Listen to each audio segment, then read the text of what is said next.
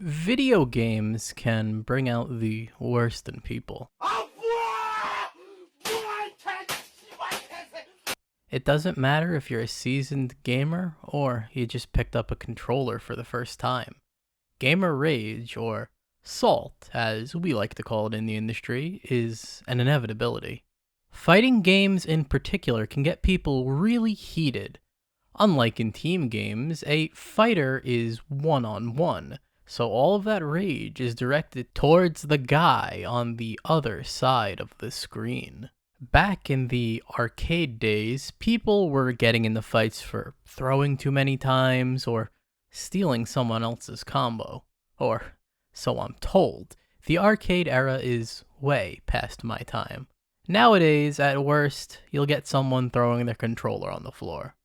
At best, you'll get someone having a meltdown on mic for people to laugh at. However, today's tale is no laughing matter, as one player's fatal fury takes the fight from the game into real life with severe consequences. Our story takes place on January 30th, 2015, in Wanda Arcade, Beijing, China. It's as normal as a day at the arcade can go. Some people are playing claw machines, some people are testing their sharpshooting skills in light gun games, and, of course, we've got the most dedicated of players duking it out in fighting games. Since it's 2015, you'd think they'd be playing some Ultra Street Fighter 4, Tekken Tag Tournament 2, or maybe BlazBlue. But no, they're playing their favorite fighting game, the King of Fighters 97. I can't understate how huge the King of Fighters is in China. It's like how big Mortal Kombat is in the United States. China loves KOF, and they adore KOF 97. Why KOF 97 out of the other 14 KOF games? Well, to keep things simple, KOF 97 is a very broken game with infinites and high damage combos galore. This makes the barrier of entry very low and contributes to KOF 97's staying power in the Chinese fighting game scene, even after 18 years. Now, apparently, there are two unwritten rules of Chinese KOF 97. One is simply, don't have a long win streak. This will make people mad. And two, don't do raw super. For those unaware, a raw super is when you do a super move randomly outside of a combo. Unfortunately, both players in this story would break both of these rules.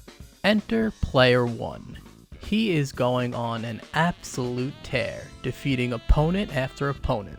Anyone who stands in his way falls quickly, and his win streak grows just as fast. On the cabinet parallel to player 1, player 2 comes on scene, sits down, and challenges player 1. It's a fierce battle with both players giving it their all. Player 1 trying to stay on top and continue his streak, and player 2 trying to use the art of fighting to dethrone player 1. It's a close game, but player 2 pulls out his ace, the forbidden technique, raw super, and he defeats player 1, ending his win streak.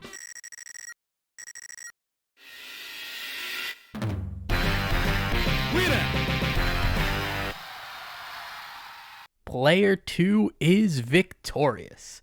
Yeah, he had to use a forbidden technique, but this guy was on a win streak, and what goes around, comes around. After all, no one person can stay on the top forever. However, before being able to play his next game, someone approaches player 2. It's player 1, and he's talking all kinds of trash, which comes with the territory. He did just raw super after all, and this could be expected. Although, player 1 is not just bringing trash talk with him, he's got his own ace up his sleeve. A chair. He is approaching player 2 holding a chair above his head. Now, let's back up for a second. If you were in player 2's shoes, you'd feel pretty threatened if a guy is coming at you with a chair while talking trash. Any logical person would come to the conclusion that this guy is about to throw a fucking chair at my head over gamer beef. So, what happens next shouldn't surprise you. Feeling threatened, player 2 pulls out a knife he had just bought for his wife, and he was on his way home to give it to her, but decided to take a break and play KOF. I doubt he knew he'd get to use it this soon. Player 2 gets up and they get into a scuffle.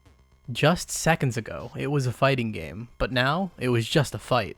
A real-life samurai showdown. Chair versus knife. Player 2's skills weren't just for show, however. He lands a clean stab on player 1. Words alone cannot describe what happens next. Just look at these pictures from the aftermath.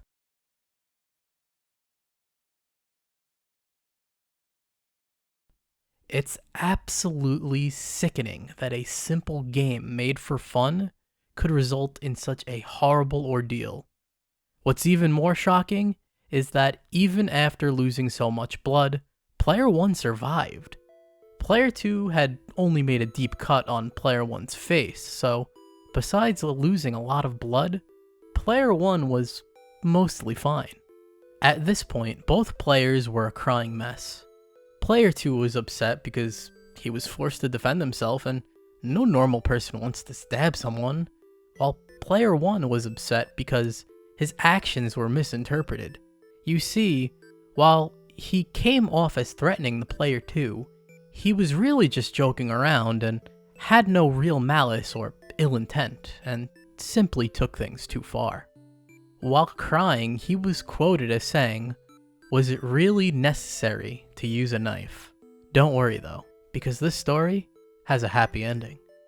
After the situation calmed down, both players, crying like crazy, hugged it out and apologized to each other for what had just went down. It's not specified when this happened, but I like to imagine it happened while player 1 was still bleeding like crazy and they were just on the floor crying and hugging. Honestly, it's a very wholesome end to some terrifying pictures. Who knows, maybe the two players became best friends after this and continued to play KOF with each other and kept the fighting in the game. And that was the story of the KOF 97 stabbing. I hope you enjoyed it. I read about this story when it happened in 2015 and it's never left in my mind. Those pictures are just so haunting. I'm just surprised that the other guy didn't die. It's just so much blood. I'm 100% on player 2's side here. He had the right to defend himself, and if someone was coming at me with a chair, I would feel pretty threatened. Also, if I was player 1 and I was holding the chair and some dude pulls out a knife, I would back down immediately, put the chair down, and de-escalate the situation. I honestly don't know what his plan was after he saw the knife. What do you guys think? Was player 2 justified in stabbing player 1, or did he overreact? I'd love to hear what others think about this bizarre situation. Oh, and if anyone says the arcade days were better, direct them to this video. I'll take online lag over getting stabbed any day of the week. Anyway, like always, thanks for watching, and bye for now.